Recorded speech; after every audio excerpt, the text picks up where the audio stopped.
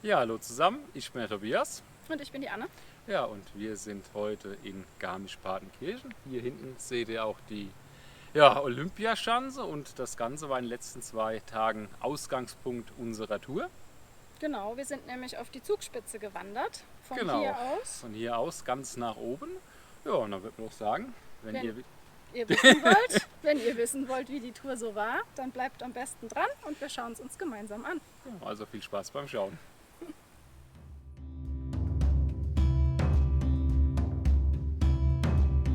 Startpunkt unserer Tour zum Dach Deutschlands war das Olympiastadion in Garmisch-Partenkirchen.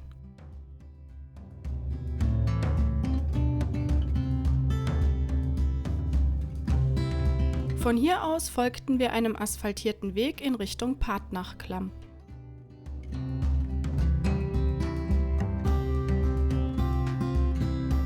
Gleich zu Beginn hätte das Abenteuer schon beendet sein können.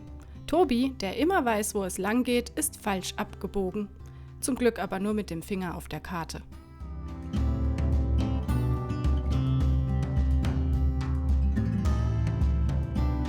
So kamen wir kurze Zeit später an den Eingang der Klamm und konnten, nachdem wir den Eintrittspreis bezahlt hatten, hinein. Die Partnachklamm ist eine 700 Meter lange und bis zu 80 Meter tiefe Klamm, welche bereits 1912 zum Naturdenkmal erklärt wurde. Unter heftigem Getöse donnert die namensgebende Partnach mitten hindurch.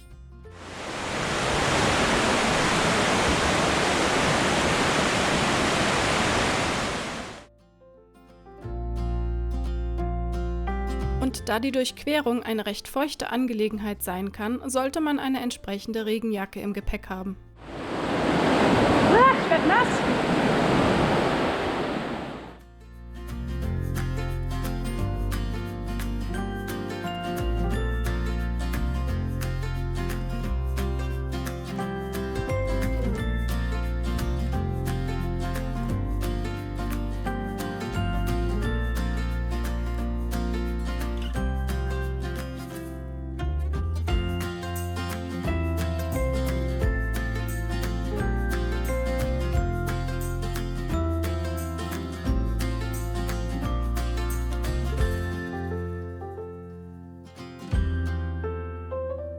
Nachdem wir die Klamm passiert hatten, ging es weiter das Rheintal hinauf, meist in Sichtweite der Partnach.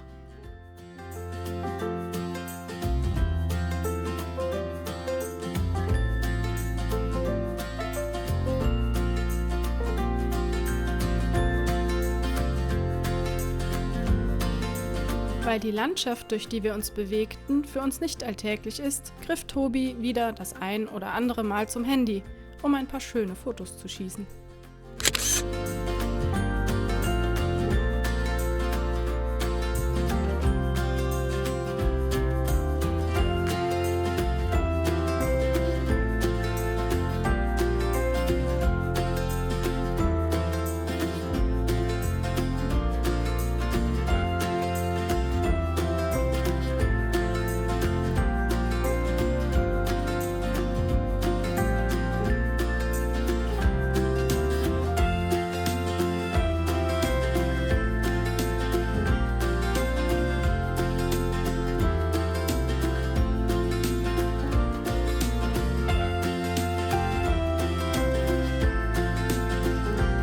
Eine erste Pausenmöglichkeit bot sich uns an der Bockhütte.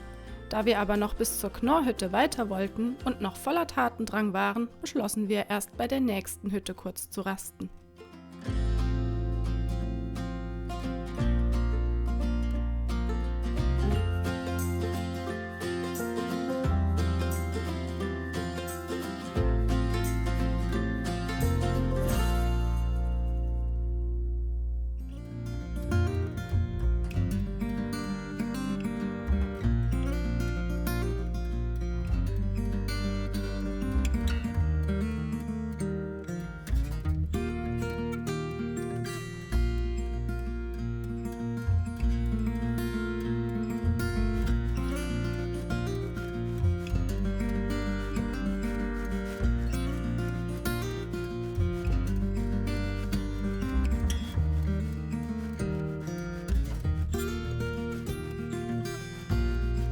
Nach rund 14 Kilometern erreichten wir die Rheintal-Anger-Hütte.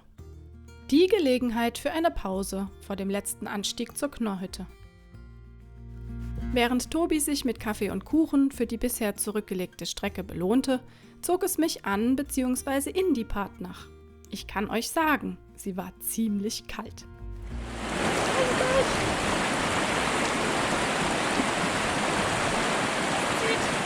Gut erholt, gestärkt und angenehm erfrischt machten wir uns auf, um die letzten rund 3,5 Kilometer und etwa 650 Höhenmeter zu überwinden.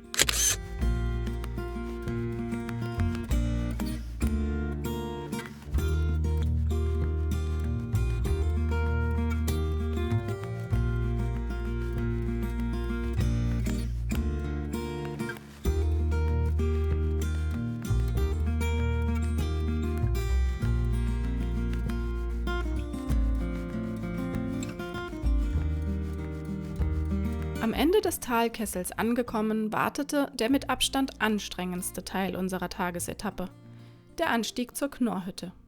Trotz vorher eingelegter Pause ging es hier nur noch sehr langsam voran.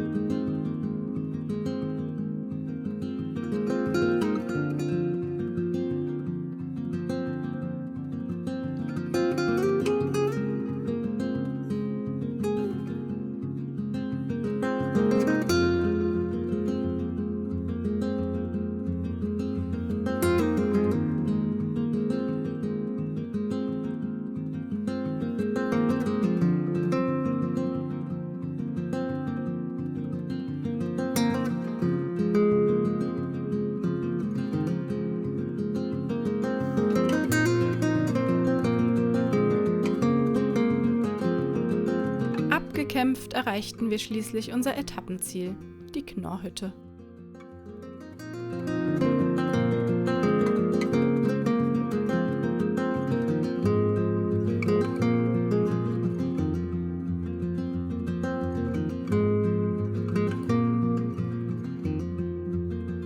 Frühmorgens brachen wir zum Gipfel auf. Gerade einmal 4 Kilometer Weg lagen vor uns, mit entspannten 900 Höhenmetern.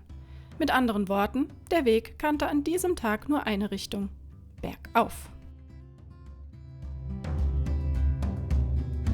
Von den Strapazen des Vortages mehr oder weniger erholt, stellten wir uns dieser letzten Herausforderung. Dabei waren wir nicht alleine.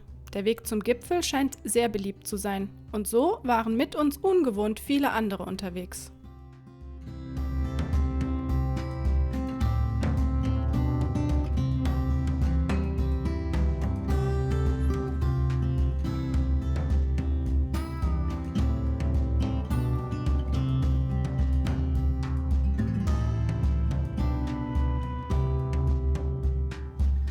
Für uns etwas überraschend trafen wir neben den vielen Wanderverrückten auch auf eine Herde Schafe, die dort fröhlich graste.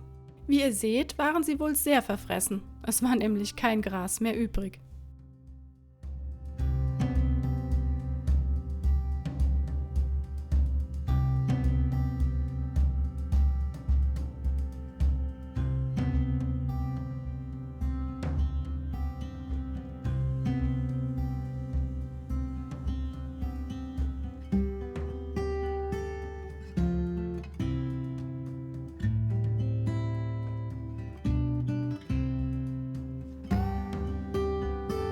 Und auch unser Ziel kam rechter Hand in Sicht. Ganz schön weit oben.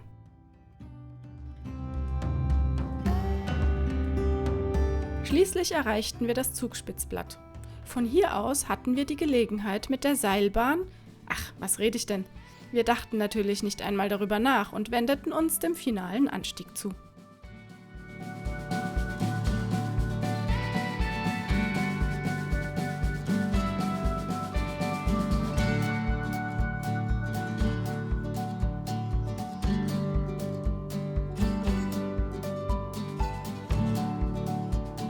Während wir langsam einen Fuß vor den anderen setzten, um den Geröllhang zu überwinden, bekamen wir eindrucksvoll bewiesen, dass es bergab deutlich schneller gehen kann. Ja, genau, so macht man das. Also im Zweifelsfall lassen wir ihn liegen, ne? Tritt sich fest. Bitte? Also im Zweifelsfall lassen wir ihn liegen, er tritt sich fest. Naja. Und als ob die Kletterei über das Geröll noch nicht genug war, vor dem Gipfelglück erwartete uns noch eine längere seilversicherte Passage über Felsen hinweg.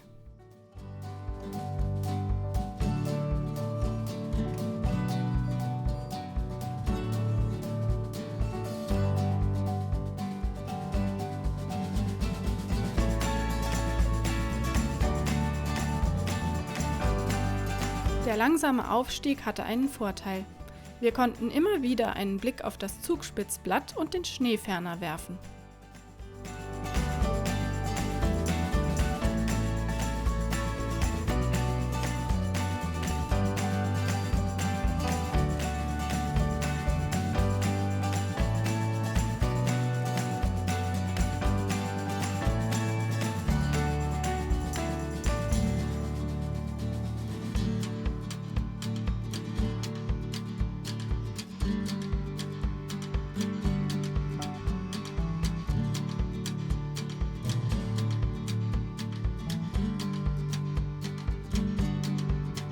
Gegen Ende führte uns der Weg über einen schmalen Grat. Tobi hatte vorher ja schon fleißig im Schwarzwald geübt, sodass es nicht mehr ganz so unbeholfen aussah. Aber seine Technik ist immer noch verbesserungswürdig.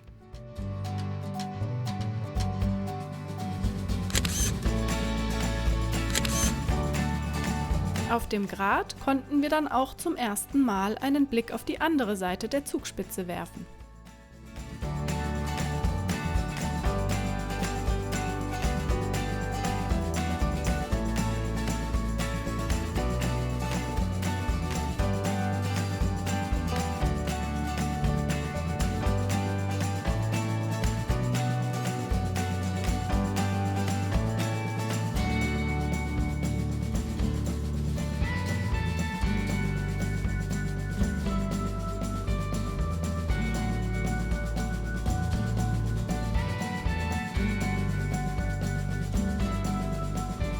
Noch ein letzter Anstieg und dann hatten wir es geschafft. Ankunft am doch sehr bebauten Dach Deutschlands. Tobi vorneweg, ich dicht auf und den Schluss bildete Beate. Alle erschöpft, aber glücklich.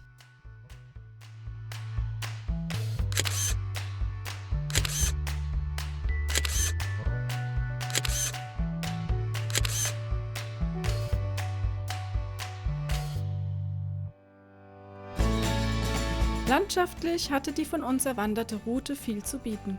Gleich zu Beginn die spektakuläre Partnachklamm und in der Folgezeit das schöne Rheintal und viele Berg- bzw. Ausblicke. Auch wenn es im Video mehr oder weniger leicht ausgesehen haben mag. Die Tour ist wirklich anstrengend, nicht zuletzt aufgrund der von uns gewählten Etappeneinteilung und erfordert ab dem Ende des Rheintals gute Trittsicherheit. Wenn ihr es etwas entspannter angehen wollt am ersten Tag, übernachtet schon auf der Rheintal-Angerhütte oder teilt die Tour gleich in 3 Etappen auf. Egal wie, Ausdauer und Trittsicherheit solltet ihr bei der Tour auf jeden Fall im Gepäck haben. Was auf dem Weg sehr gut war, die Beschilderung bzw. Markierung zu den einzelnen Zielen. Ja, wir haben es geschafft. Wir sind gerade eben wieder in Garmisch angekommen. Sind einmal bei dem Wetter komplett auf die Zugspitze hoch. War dementsprechend eine sehr schweißtreibende Angelegenheit. Wobei man dazu sagen muss, schweißtreibend eher hier unten. Hier war es nämlich viel heißer als oben. Ja, Also so schlimm war es nicht, war alles Aber gut. Anstieg war schon sehr knackig, aber insgesamt doch eine ziemlich geile Tour. Auf jeden Fall empfehlenswert. Allerdings darf man sich nicht überschätzen. Es ist schon anstrengend und man braucht eine Menge an Ausdauer. Genau, und voll war es gewesen. Also sehr viel los unterwegs. Ja, aber denk mal, Deutschlands höchster Berg kann man mal machen. Gut. Dann, Ja, dann war es das von uns für genau. heute. Wir hoffen, euch hat es gefallen, uns zu begleiten. Und dann sehen wir uns beim nächsten Mal wieder. Genau, und euch allen viel Spaß beim Wandern.